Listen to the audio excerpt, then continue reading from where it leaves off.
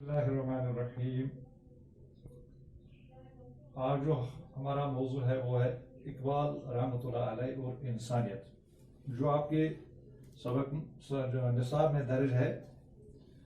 तो यहाँ इकबाल जो गुलाम सैदैन जो इस के मुसन्निफ हैं, इस मजमून में गुलाम सैदैन जो है वो इकबाल की शायरी और उनके फिक्र के चंद असासी पहलू की वजाहत करते हैं। इसमें बनी नवा इंसान की वहदत, एहतराम खुदी, रवादारी यानी बेतासुबी और इंसान दोस्ती के पहलू काबिल जिक्र हैं, जिनको इकबाल ने इंसानियत के साथ मुंसलिक कर रखा है। इकबाल के ताल्लुक से ख्वाजा साहब जो है वो इस बात पर जोर देते हैं कि बड़ी और बरगजीदा शख्सियतें जो होती हैं वो किसी एक कौम, मिल्लत या फिरके की या किसी भी एक फिरके की या मिल्लत की, कौम की जायदाद नहीं होते, बल्कि पूरे आलमी इंसानियत की मुश्तरका तहजीब और मीरास के जुज़ू होते हैं। वो यहाँ पर मिसाल देते हैं कि जिस तरह इंसान, पानी, हवा और सूरज, जो ये तीन चीजें हैं, ये हर एक के लिए यकसा हैं, यकसा तौर पर हयात बख्श हैं। इसी तरह इकबाल के कलाम और उनकी फिक्र से हर शख्स यकसा तौर पर फैज हासिल कर सकता है, और इसमें किसी कौम, नस्ल या मजहब की तशखीस नहीं, यानी तशखीस से मुराद पहचान नहीं। इसका मतलब है कि इकबाल के कलाम जो हैं वो हर एक इंसान जिस किसी भी मजहब, मिल्लत, कौम, फिरका से ताल्लुक रखता है, उनके लिए सबक आमोज है। इकबाल और इंसानियत, इंसानियत से मुराद शऊर, तमीज या आदमियत। तो यहां आपका सबक जो है, इकबाल की शायरी और फलसफी का एक मरकजी ख्याल यह है कि कौम, नस्ल, रंग, जात पात और मुल्क के तस्वर ने इंसानों के दरमियान मुखालफत की दीवारें खड़ी करके जिंदगी के हुसैन नक्शे को बिगाड़ दिया है। इनका कलाम इन तमाम बुतानी बेफैज के खिलाफ एक मुसलसल जहद है, जैसे रंग, नस्ल, कलीसा, जिनको इब्तिदा में तारीख की तारीख ने तराशा और बाद में कुव्वत और इख्तियार के नापाक पुजारियों ने अपने जलील मकसदों के लिए इस्तेमाल किया। उन्होंने अपनी मसनवी इसरारी खुदी के दीवाटे में साफ साफ कह दिया है कि मेरी मसनवी का मकसद इस्लाम की वकालत नहीं,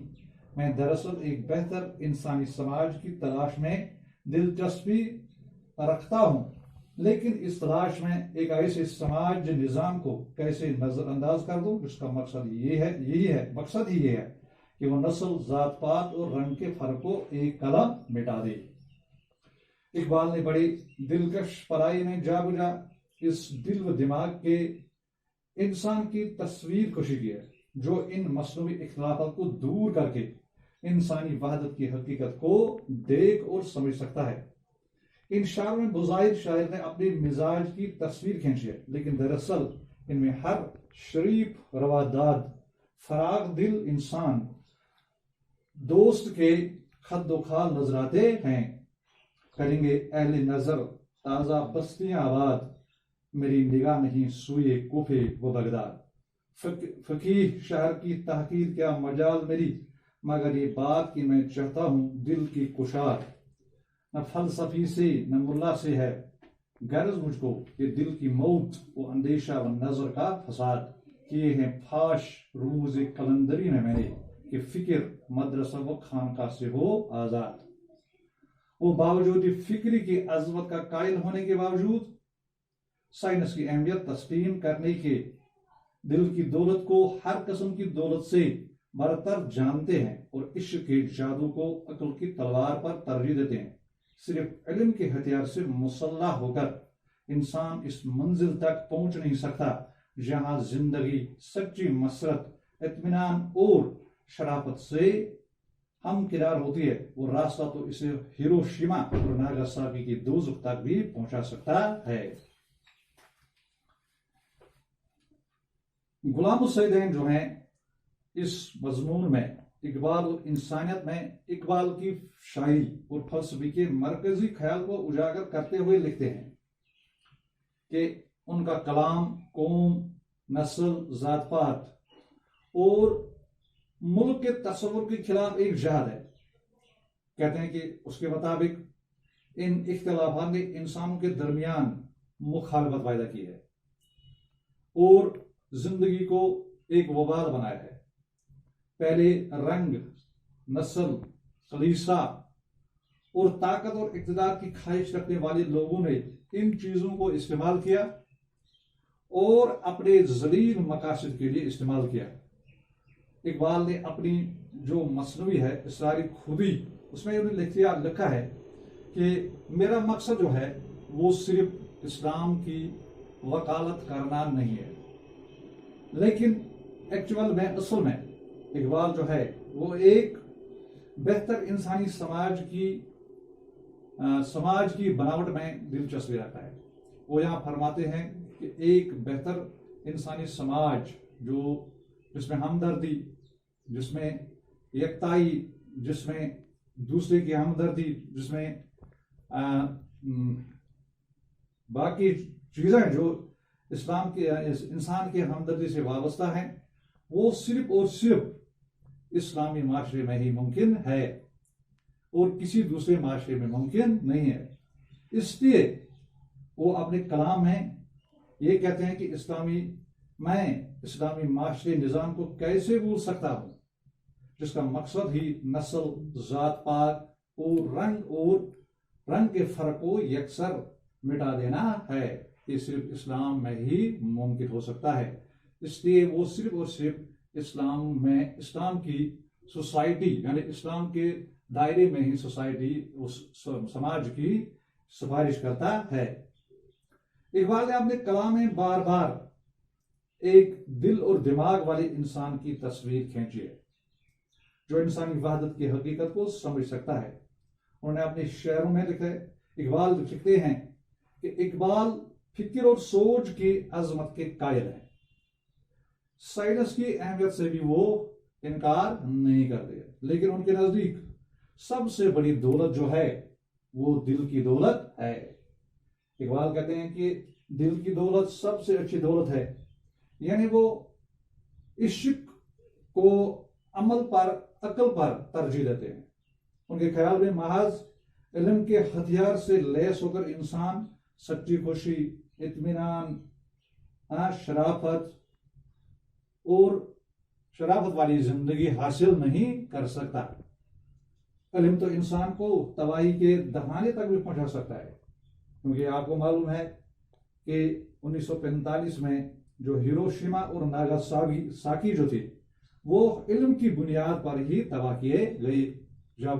امریکہ نے وہاں پر انسانیت کو مٹانے کے لیے ایٹم بم کا استعمال کیا۔ اقبال کے انگریزی خطبات میں ایک اہم نقطہ یہ بھی ہے کہ اپنی خودی کو قائم رکھنے کے لیے ہم جو بھی کام کریں اس میں یہ اصول پیش نظر رکھیں، یعنی ہم اپنی خودی کا احترام کریں۔ یہ اقبال کے کلام میں جا بجا ملتی ہے۔ اقبال نے اس اصول کی روشنی میں انسان کے اونچے مرتبے کو پہچانا۔ اقبال کے نزدیک جو خودی ہے،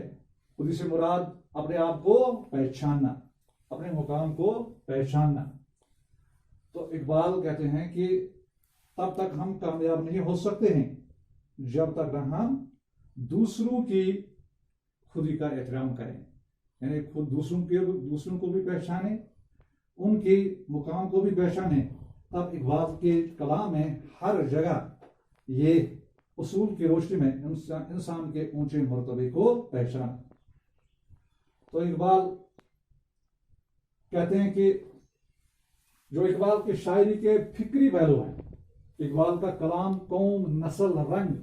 ذات پات کے خلاف ایک مسلسل جہاد ہے۔ وہ ان مصنوعی اختلافات کو دور کرنے کا پیغام دیتے ہیں۔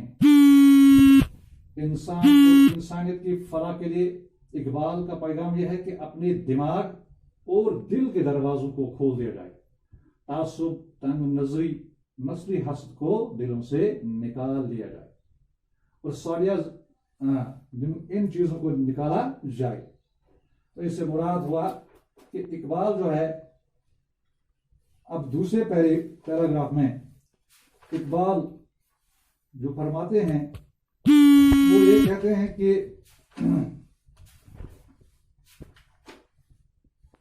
اقبال کہتے ہیں ایک صالحہ زندگی کی تعمیر کے لیے اقبال نے جو دوسری شرط قرار دی ہے اس کو ہم نے نہیں اپنایا، یعنی دوسروں کی خودی کا احترام۔ جب تک ہم دوسروں کی خودی کا سچا احترام نہ کر سکیں گے، ان کے لیے خیالات و عقائد اور اعمال کی خواہ وہ ہم سے کتنے ہی مختلف کیوں نہ ہوں، وہی آزادی نہیں چاہیں گے جو اپنے لیے چاہتے ہیں۔ جب تک ہم رواداری کو اپنی کشتی کا بادبان نہ بنائیں گے، ہماری اپنی خودی پھل پھول نہیں سکتی۔ لیکن یہ شرط ہے کہ وہ ایک اچھی، اونچی اور بے معنی سی رواداری نہ ہو جو عقیدے کی کمزوری یا تشخیص یا محض بے اعتنائی سے پیدا ہوتی ہے، بلکہ وہ سچی اور گہری رواداری ہو جو میں اور تو کے فرق کو بلا کر دوسروں کے لیے بھی زندگی کی وہی اچھی چیز چاہتی ہے جو اپنے لیے، جو اختلاف کے بجائے ایکتا کی تلاش کرتی ہے، جو دوسروں کے دکھ اور درد کو سمجھتی ہے۔ جب انسان میں ایک طرف دل و دماغ کی یہ فراخی پیدا ہو جائے اور دوسری طرف وہ اپنی خودی کا احترام کرنا سیکھ لے، جس سے مراد جھوٹا غرور اور انانیت نہیں بلکہ یہ جذبہ و عقیدہ ہے کہ خودی ایک ایسی دولت، ایسی امانت ہے جس سے کسی داموں بیچا نہیں سکتا۔ یہاں اقبال پہلے کہتے ہیں کہ ہمیں خودی سے کیا مراد ہے، یعنی اپنے آپ کو پہچانا اور اپنے مقام کو سمجھنا، اور دوسری بات کے لیے وہ دوسری شرط لگاتے ہیں کہ ایک صالح یعنی زاہد زندگی، زاہدانہ زندگی، متقانہ زندگی، پاک زندگی، اس کی تعمیر کے لیے اقبال جو ہے وہ دوسری شرط رکھتے ہیں جس کو وہ یہ کہتے ہیں کہ ہم اس کو عام طور پر استعمال نہیں کرتے ہیں، یعنی دوسروں کی خودی کا احترام کرنا۔ جب تک ہم دوسروں کی خودی کا سچا احترام نہ کریں گے، یعنی صدقے دل سے احترام کرنا نہیں سیکھیں گے، خواہ ہم سے کتنے ہی مختلف کیوں نہ ہو، وہ آزادی وہی چاہیں گے جو اپنے لیے چاہتے ہیں، تو جب تک ہم رواداری کو اپنی کشتی کا بادبان نہ بنائیں گے، یعنی رواداری سے مراد بے تعصبی، جب ہم اس کو اپنے دل اور دماغ سے نکالیں گے تو ہماری خودی جو ہے وہ پھل پھول سکے گی۔ لیکن اگر ہم دوسروں کی خودی کا احترام نہ کریں گے تو ہماری خودی جو ہے وہ بھی پھل پھول نہیں سکتی۔ لیکن اس کے لیے ہمیں ایک شرط کی ضرورت ہے کہ ہمیں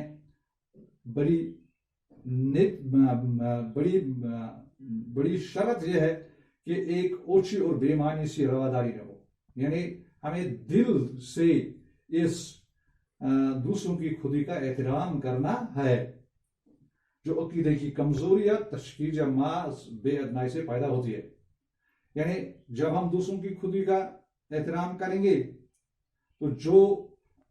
اس سے ہمیں یہ فائدہ ہوگا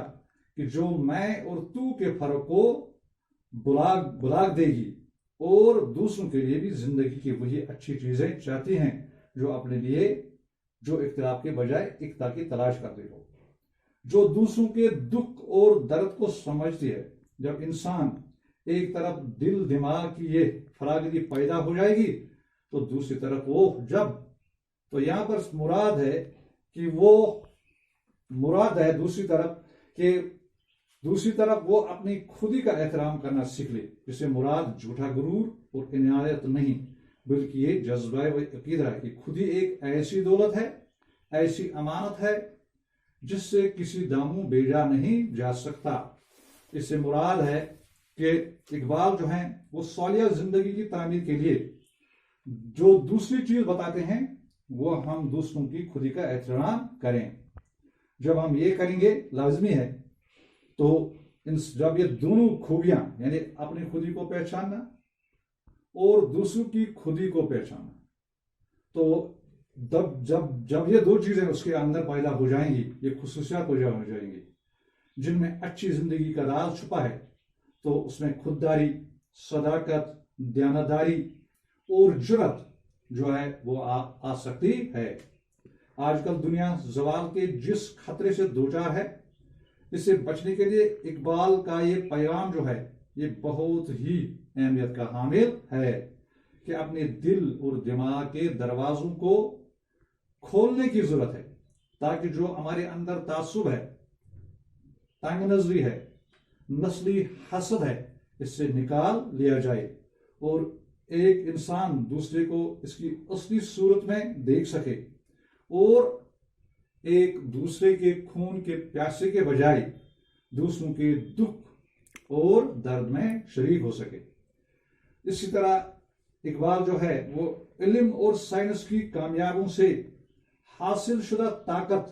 جو ہے انسانیت کی خدمت کے لیے استعمال کیا جائے اور اس کی وجہ سے انسان کے اندر جو سکون، اطمینان اور خوشحالی آ سکتی ہے، تو اقبال رحمۃ اللہ علیہ کا یہی مرکزی پیغام ہے. تو اس سے مراد جو ہم نے سیکھا یہاں پر، خودی سے مراد ہے اپنے آپ کو پہچاننا اور اپنے مقام کو پہچاننا، اور انسان اور انسانیت کی فلاح کے لیے اقبال کا پیغام یہ ہے کہ اپنے دماغ اور دل